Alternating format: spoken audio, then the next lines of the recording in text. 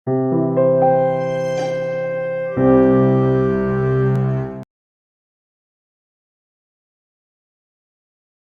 Benny Burara. Sa isang maliit na bayan, may batang si Benny na kilala sa pagiging burara.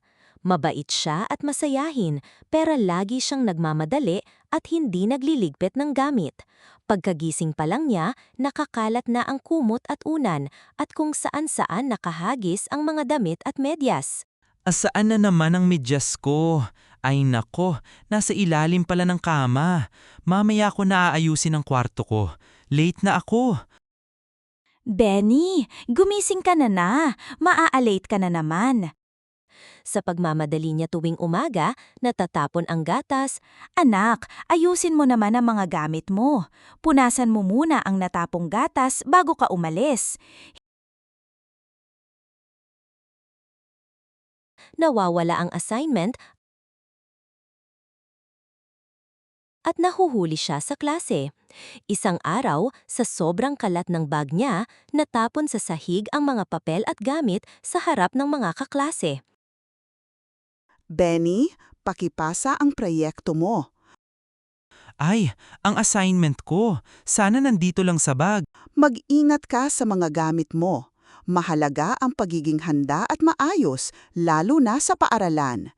Teka lang po ma'am, nandito lang po yon. Penny, tulungan kitang pulutin ang mga nahulog mong gamit. Alam mo, mas madali ang lahat kapag maayos ang bag at mga papel. Subukan mo kayang ayusin ito mamaya.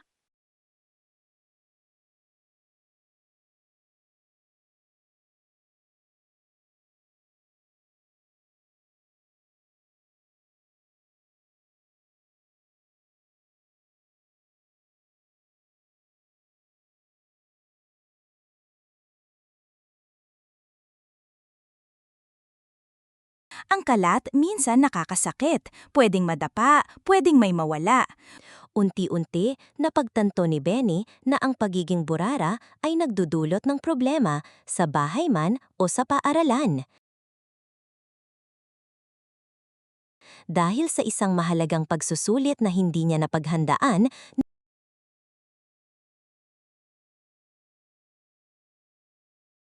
nalungkot siya at napaisip. Ay, bakit laging ganito? Lagi akong nahihirapan dahil sa kalat ko. Siguro tama si nanay. Ang kalat nakakasakit at nakakapagpalungkot din. Doon nagsimula ang pagbabago.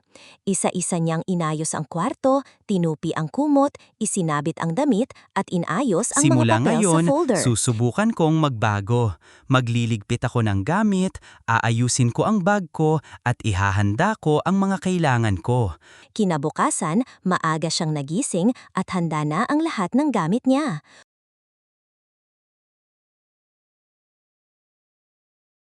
Ang gaan pala sa pakiramdam kapag malinis at maayos ang paligid. Nakikita ko ang potensyal mo, Benny. Kapag inayos mo ang sarili mo, mas gagaan ang lahat para sa iyo. Kaya mo yan. Tingnan mo, ang galing mo kapag handa ka. Mas nakakatuwa kang kasama kapag hindi ka nag-aalala sa nawawalang gamit. Hindi na ako burara. Kaya ko palang maging masinop.